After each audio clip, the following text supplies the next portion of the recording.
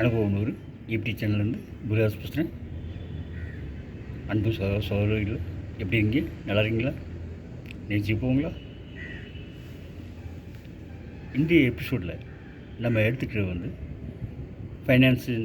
Finance கம்பெனியில் முதலீடு.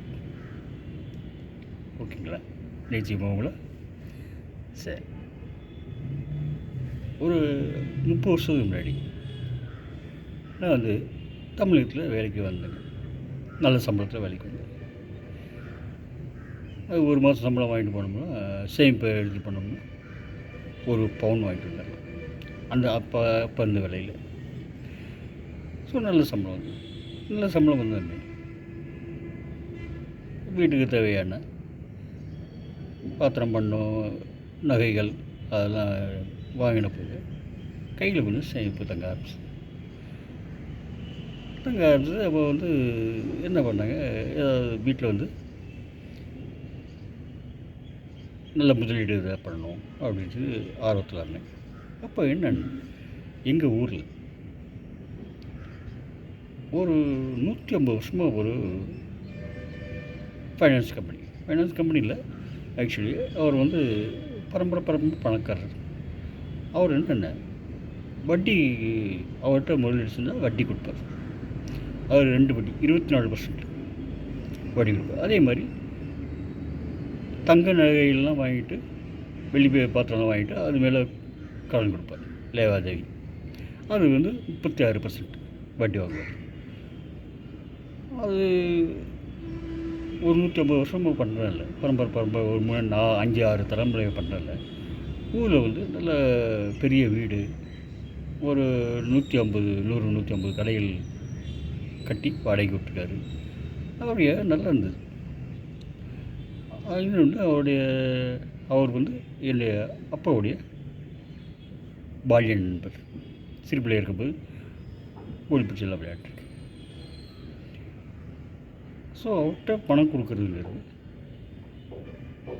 ஒரு இதில் சுவிஸ் பேங்கில் போட்டு வச்ச மாதிரி அவ்வளோ நம்பிக்கையை நாணயமாக. அவர் அதிகபட்ச விளம்பரம்லாம் எதுவும் பண்ண மாட்டார். அவர்கிட்ட நம்பி வந்தவங்க டெபாசிட் பண்ணணுன்னா அதுக்கு கரெக்டாக உரிய முறையில் வட்டி கொடுப்பாரு. அதே மாதிரி பணம் கடன் கேட்குறவங்க உரிய வட்டி வாங்கிடுவார். அப்போ வந்து பணப்புழக்கம் வந்து அவ்வளோ அதிகமாக இல்லைங்க. அதனால் 24% 36% வந்து சர்வசாதாரணமாக இருக்கும். இப்போ இருக்க மாதிரி இவ்வளோ பணப்புழக்கம் இல்லை. ஓகே, இது வந்து சுச்சுவேஷன். இப்போது எங்கள் கையில் கொஞ்சம் இப்போ சேமிப்பெல்லாம் தங்க ஆரம்பிச்சு முதலீடு பண்ணணும்னு நினச்சம்போது என்னுடைய மச்சினர், அது என்னுடைய ஒய்ஃபோட அண்ணன், அவர் திண்டுக்கல்ல இந்த ஃபைனான்ஸ் கம்பெனியில் முதலீடு பண்ணலாங்க அப்படின்ட்டு அவரும் பண்ணியிருந்தார். என்னுடைய ஒய்ஃப்டையும் சொல்லியிருந்தாங்க. சரி அப்படின்ட்டு கொஞ்சம் முதலீடு பண்ணிச்சு. அது எப்படின்னா ஒரு குறிப்பிட்ட வருஷம் கண்டிப்பாக இருக்கணும். எல்லாம் டைம் டெபாசிட் தானே, 2 வருஷம் 3 வருஷம் இருக்கணும். இந்த மாதிரி சுச்சுவேஷனில் அந்த வீட்டு மனையை வாங்குற மாதிரி ஒரு ஐடியா கிடச்சி, சரி எல்லாம் பணம் எல்லாம் பார்க்கும்போது சரி இந்த டெபாசிட்டையும் க்ளோஸ் பண்ணிடலாம், அது பணம் எடுத்து மனை வாங்கிடலாம், வீட்டு மனை வாங்குற மாதிரி ஒரு ஐடியா. ஏன்னா அதுக்கு ஒரு 6 மாதம் பாக்கி இருந்தது என்னுடைய இது மிஸ்டேட் ஆகிறது.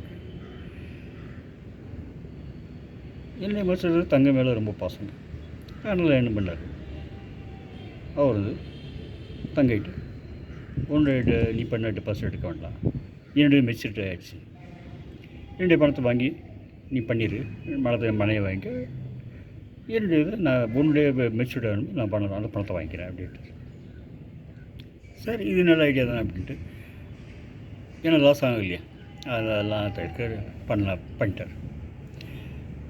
பண்ணி என்னுடைய இது பண்ணி என்ன பண்ணுமோ பண்ணிட்டேங்க. என்னாச்சு, ஒரு 2-3 மாதத்தில் அந்த ஃபைனான்சியர்காரருடைய மகன் வந்து தலையிட்டார். அவர் தலையெடுத்து என்ன பண்ணார், இன்னும் அப்பா தாத்தாலாம் காலத்தில் பண்ண மாதிரி எல்லாம் பண்ணிட்டுருக்காங்க, இதே கொஞ்சம் பெரிய லெவலில் பண்ண அப்படி என்ன அப்படின்ட்டு, பணம் தான் நிறையா இருக்குது அப்படின்ட்டு என்ன பண்ணார், திண்டுக்கல்ல ஒரு நல்ல லாட்ஜ் ஒன்று கட்டினார், ஹோட்டல். அந்த காலத்தில் வந்து 30 வருஷம் 35 வருஷம் முன்னாடி திண்டுக்கல்லில் தங்குறதுக்கான டீசெண்டான லாட்ஜு ரொம்ப கம்மி. ஸோ அது கட்டணும்.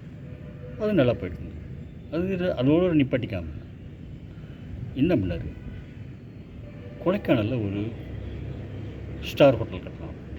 அகலக்கால் வச்சுட்டு அகலக்கால் வச்சு அதில் நிறைய டெபாசிட் வந்து விளம்பரம் பண்ணி டெபாசிட் வாங்க ஆரம்பிச்சார். அதோடு நிற்கலைங்க, அவருக்கு பெண் சகவாசம் வந்துச்சு. வந்ததில் என்ன ஆச்சு அப்படின்னா, இந்த இது வந்து கொஞ்சம் வெளியே பப்ளிக்கு தெரிய ஆரம்பிச்சிருச்சு. எப்போது நான் வந்து நேர்மையாக உழைக்காமல் பெண் சகவாசத்தில் இருந்தான்னா அவன் வந்து உருப்பிட்டதை சத்திரமே கிடையாது. அவன் எவ்வளோ பெரிய அரசனாக இருந்தாலும் சரி, எவ்வளோ பெரிய ஃபைனான்ஸுக்காக இருந்தாலும் இல்லையா, இது உங்களுக்கு தெரியும். இது தெரிய ஆரம்பிச்சது. இந்த இது வெளியே கசிய ஆரம்பிச்சது. என்ன பண்ணாங்க, எல்லோரும் வந்து டெபாசிட் வந்து கொடுங்க அப்படின்ட்டு நெருக்க ஆரம்பிச்சாங்க. அந்த பையன் வந்து என்ன பண்ணியிருந்தார், நிறைய இடத்துக்கு கடன் வாங்கிட்டார். பேங்க் லோனு அந்த லோனு நிறைய கடன் வாங்கிட்டார். ஸோ அதுவும் மக்களுக்கு தெரிய இருந்தது. சரி, எங்கே நம்ம பணம் கிடைக்காம போகுமோ அப்படின்ட்டு எல்லாம் ஒரே ஐடியா வந்து அவங்க வீட்டுக்கு வந்து வைக்க ஆரம்பிப்பாங்க. அவர் வாங்கின கடன் வந்து அவர்கிட்ட இருக்க முதலில் ஒரு 50% தான். ஆனால் கோடிக்கணக்கான பெருமான வீடுகள், கடைகள்லாம் சில லட்சத்துக்கு கேட்க ஆரம்பிச்சிட்டாங்க மக்கள். வெளியே 100 மடங்குலேருந்து 1 மடங்கு ஆயிடுச்சு. ஸோ அதனால் ஒரு பெரிய சிக்கலில் நெருக்கடியில் ஆரம்பித்தார் ஃபைனான்சியர். அந்த பெரியவர் வந்து இறங்கிட்டார், அந்த மன உளைச்சலில் இறந்துட்டார். இருந்தாலும் பெரிய போலீஸ் கேஸ் ஆகி கோர்ட்டுக்கு கேஸ் பண்ணாங்க. அந்த கோர்ட்டில் வந்து வாய்தா மேலே வாய்தா வாங்கிட்டுங்க, இன்னும் கூட வாய்தா நடந்துட்டுருக்குங்க. ஆனால் இதில் என்னுடைய ஒரு மைத்துனர் மேலேயும் எந்த தவறும் கிடையாது. ஏன்னா ரொம்ப ஒரு நம்பிக்கைக்கு பாத்திரமானவர். 150 வருஷமாக வேலை பார்த்துருக்காரு. வீட்டுக்கு ஈவன் நான் கூட போயிருக்கேன்.